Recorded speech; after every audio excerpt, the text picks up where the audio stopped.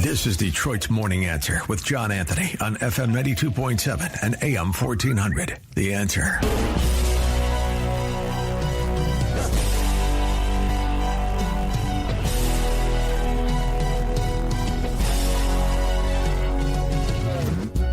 Half of the people here, maybe all of the people here, most of you live in D.C., you are petrified to go out, and you're liberal, and if you're liberal, you're going to have to change. You're Democrats. You're going to have to change your ways. So we will have crime under control very shortly in D.C., but they're record numbers. And sadly, what I guess the mayor did, but whoever it was, they asked the numbers to be fudged so that it would show less crime than the fact. The fact is it's worse than it's ever been, and we will have it just like we did at the border, where with borders are totally in great shape right now, the best ever, record-setting shape. We'll have the crime situation solved in D.C. very soon. And welcome back to Detroit's Morning Answer with John Anthony. That was President Trump when he announced that they were going into D.C. We've now seen the results. They went weeks without a single solitary murder. That had never happened in D.C., according to Stephen Miller. Monty Bennett is the chairman and CEO of Ashford Incorporated, where he oversees one of the most significant hospitality asset management firms in the country. He's also the publisher of the Dallas Express and a philanthropist who's invested in education and community initiatives. With President Trump vowing a national emergency in Washington, D.C. over ICE disputes, I thought it would be valuable to talk with Monty about what this means for business, communities, and leadership. Monty, welcome to Detroit's Morning Answer. Hi, John. Thank you. Great being here. I'm so glad to have you here. But, Monty, when you hear the phrase national emergency in the nation's capital, what goes through your mind? Do you see this as did you see this as a serious safety measure or more of a political play? What I see is our president finally taking leadership, not Trump, but I'm talking about any president anywhere taking leadership of what's going on in D.C. Everyone that's been to D.C. knows that it's very, very dangerous. It's shameful, and it's an embarrassment to our country for people coming to our country and going through D.C.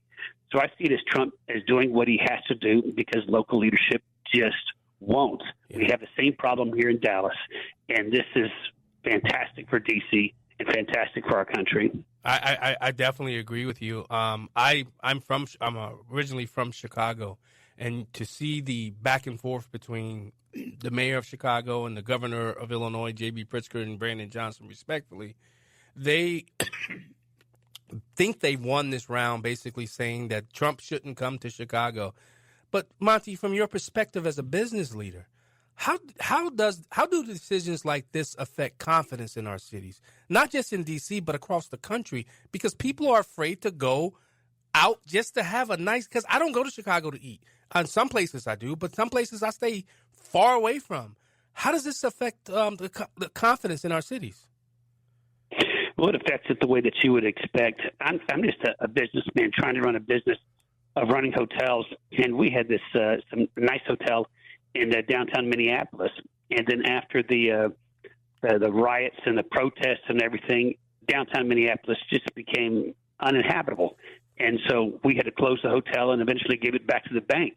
Wow. Because you can't conduct business in these downtowns, and it's horrible. So thank goodness that Trump is doing this, and maybe some other cities will get their act together before Trump rolls in the National Guard into their cities. I hope so. Now, you've navigated some situations, the one you're talking about in Minneapolis, where perception can matter just as much as reality. How important is it for leaders to manage both when we're talking about crime, immigration, and public safety? Well, I had to launch the Dallas Express with my wife and a friend about 5 years ago to get the news out there, right, to get the real news. You just talked about how all the crime stats are fudged in D.C. I imagine they're done in most cities. It's crazy. And what we need is we need other business leaders to step up and to get involved. Business leaders are afraid of being involved because of the far left and because of attacks in the newspapers that will come their way when they try to help our city. But regardless, they need to step up. The Dallas Express is a way to fight back, and I encourage anybody and everybody to subscribe. It's free. We've got 500,000 subscribers already. We're killing it because people just want the news. And business leaders need to step up in order to help solve the problem. And you know what, Monty? I'm actually searching for this clip. This Democrat Washington, D.C. council chair, he was before Jim Jordan. I want you to hear, this is another thing. This is how they fudge numbers.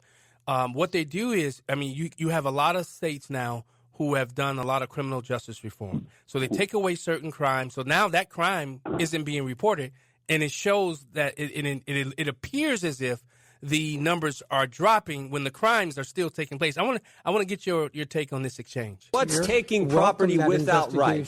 What's taking property without right? Oh, that would be theft. Why not? Well, why not call it theft? Why come up with this designation? In fact, that's what he says. He's asked the question. Congressman, I can't the solution from case. Mr. Zabowski was to come up with this TPWR, taking property without right. What is that? Taking property without right is what again? If you're speaking to the particular charges, I can't speak to that. And as I've said several times here, I can't speak to that particular case. I think the issue is whether there is widespread... I'm asking a simple question. You have a classification for crime called taking property without right. What does that mean? What does that mean? It means just what it said, if that's what the crime is. Well, why not call it? I mean, what would a normal person call taking property without right? Here's that specific category of crime. I'm just wondering, what does that exactly mean? So if we look at collateral data such as ShotSpotter, we know that gunshots are down 29% from 23 to 24. Taking property without right was the question. What does that mean? I've already answered you, sir. And what did you say again? I said that if you're speaking to a particular offense in our criminal code, I cannot speak. See, Monty, that's what they do. They, instead of charging a state charge, they'll file it under an ordinance. Some of the charges, I'm a former cop. I had a domestic. I arrested these people on both of them. I arrested both husband and wife because they both, beat up each other. And I arrested them both. But when I went to court, it got settled down to a disorderly conduct. This is how they fudge numbers, Monty, and that is important, right? I'll tell you another way how they fudge numbers is a few years ago, they made it so they didn't have to report, cities didn't have to report crime stats to the FBI. Yep. So you had a number of cities that just dropped out. So they take the national numbers and they say, oh, look, the national numbers are down, not revealing that it's because whole cities like Los Angeles just stopped reporting. Yeah. So it's just trickery. It's just games. Look, we've got to stop looking at this and saying, oh, my gosh, look what they did. Look at this. They're deceptive. They don't care about the crime. They don't care about the crime's impact on people. And we need to step up and do something about it. Yeah, but Monty, you do. You work in hospitality where tourism and conventions live or die based on a city's reputation. How does the talk of emergencies or lawlessness affect the way investors and visitors think about a city? It's everything. We've got massive problems in downtown Dallas, and I spoke about it at a city conference, and you would have thought that I told the king that he had no clothes because everybody looked at me like, how dare you say something like that about downtown Dallas? We've got a car theft in downtown Dallas every single day. Wow. Meanwhile, in Fort Worth, which is just 45 minutes away, they have maybe one a month. So you can tell the enormous difference in crime problem between a red county and a blue county. And what's happening is they just won't put the resources there. They'll put the resources in all their programs and everything else, claim they don't have any money, and then surprised when you don't have the resources, the crime is out of control. And this is just the playbook they have in every city. Monty, you talked about the Dallas Express. When you think about stories like this, how should the media handle stories like this where crime and immigration are front and center? Without feeding fear or downplaying real challenges, because it's so important how those who are in media relays the information, because we're not getting the truth, Monty. We're not getting the truth. That's why we had to start the Dallas Express. And I tell you, what inspired me is I went to Trump's inauguration in 2016, and I was up on Capitol Hill, and I turned around, and all the land was filled and the National Mall was filled and everybody was there. And then I went back to the hotel room and I turned on the TV, and then they had these aerial photographs of saying, look at all these holes. Hardly anybody showed up at Trump's inauguration. And I said to myself and to my friends, I said, I don't know what picture they're showing, but I was just there. I just walked from there 10 minutes ago, and that's not where I was. So I don't know if they doctored the photo. I don't know if they took it at 3 a.m, but it's just an outright fabrication. It's just an outright lie. Yeah. And this is what we've got to be wise to. Yeah. Now, Monty, I have a couple of friends who are billionaires. You know, I'm starting to not believe in, surround yourselves with people who you want to be like. Because I'm not a billionaire yet, not even a millionaire. I'm looking to. But one thing I do know about philanthropists, they don't like to talk about what they do. I want to talk about that because you've invested a lot into education and children's initiatives. What gives you that passion? What drives Monty Bennett, CEO and chairman of Ashford Incorporated, to give back, and especially give back? Because I don't know if you heard the interview I did prior to you. That was the focus. Children. What drives Monty Bennett to say, I want to give back and make sure the kids have opportunity and chance? I'm a man of faith, and I believe that our whole country needs to turn back to God. And I got my life in much better shape here in the past number of years and recommitted myself to God and recommitted myself to Jesus and my faith. And look, God calls us to help those around us.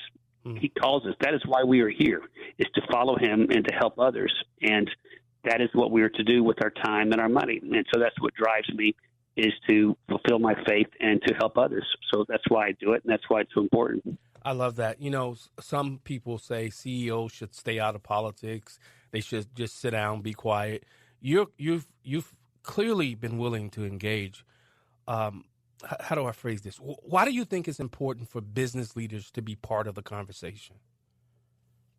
They've got a perspective that others don't, and they've also got power that others don't. You have these far-left groups that have taken over, and they've taken over our cities.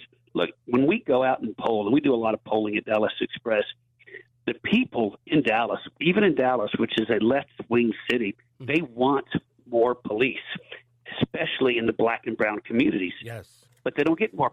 They don't get more police, and the reason is because the white liberals are the one that have the control and that run the show, and they run the city, and that's how things are. And it's terrible because if you're in these high crime, look, if you're white and in Dallas, you're not going to get murdered. Yeah. The murders happen to our black friends and our brown friends, and the crime is terrible, but nothing is done because this is the religion of the far left white liberal to have chaos in our cities, and it's got to be broken. And so business leaders have to stand up and say, enough is enough. This is foolishness. We're going to have a orderly city where people can go out and can conduct their lives. You don't have any entrepreneurs in the tough part of towns because the theft is so bad. Wow. No one can get a start. No one can break up and can break out of their current situation. They can't achieve the American dream because of this crime, and that's what these policies are doing. And it is terrible for upward mobility. Wow, I love it. You know, I'm going to tell you, I was a Republican state representative from Illinois, and my biggest enemy were, as Dan Proft, Chicago's Morning Answer host says, he calls them awfuls, affluent white female liberal. They were some of the biggest, how do I say this? I'm trying to be careful. They were just some of the biggest impediments for me to push forward. They will do and say anything to maintain and gain power. And for me to hear you say that, I it's like a breath of fresh air that somebody's out there other than me and Dan Proft and others that are actually just nailing it right on the head as to what's happening. Because the most racism I've ever faced hasn't been from Republicans; it's been from Democrats, Monty. You're looking for the word a minute ago, and it's racism. It's what it is. Yeah, they decide what they think is best for the black and brown communities, and then they ram it down their throat. Yeah. And it's horrible because if you ask these communities, if you poll them like we do at the Dallas Express, they'll tell you otherwise. Yeah. But they don't care. They have what they think are the solutions, which is crime everywhere, and that's where they push. And then if you don't follow it, then they will come after you. It's a terrible dynamic, and it's something that needs to be broken. It's the worst form of racism that's going on in our country right now. You know, you got to bring back some hotels in Michigan. I know the Ann Arbor, Sheridan Ann Arbor was one of your was in your portfolio. You got to bring some back to Michigan because I think I would have stayed at your hotels. But I look at this. Hotels are like mini cities in some ways. You have security, you have service, you have diverse populations, all under one roof. Here's the question. Are there lessons from the hospitality world that government leaders could learn from? I think there's great lessons. We've got great employees all over the country, thousands of employees, and they're such good people, and they care so much, and they're from all walks of life, from all education levels, from all ethnicities. And I think what we could learn from it is to get along and to work together, and that is just what doesn't happen much in this country anymore. I'm so proud of our people. They do such great work, and they're such honest, hardworking people. But it also requires good leadership at the hotel especially, and then, of course, at the corporate offices. But we need good leadership to lead these people to achieve their dreams. Monty, I am going to lock you into my contacts because I definitely want you to come back. I also do a show called Black and White Radio on Saturdays, which is heard in both Michigan and Illinois and across the world, for that matter. I love to have you on there, too, because it's so refreshing to hear somebody willing, and especially somebody who the society says a white male should shut the heck up, and who's not shutting the heck up, who's not just maintaining his hotels and sitting in a corner because nobody puts money in a corner. I can feel that from you. Well, you're very, very kind, and thank you for saying such. We definitely do need more business leaders to step up and more white males to step up. We need everybody that participates in society to step up and to have their voice heard. Now, Monty, you've got a unique vantage point as a business leader, publisher, and philanthropist. If you could leave Washington leaders with one reminder before they declare these type of emergencies or making sweeping moves, what would that be? I would say just remember you're serving the people and to go in to serve. And these cities need help, and the help from the feds, I think, should be welcomed. It may be, it may not be.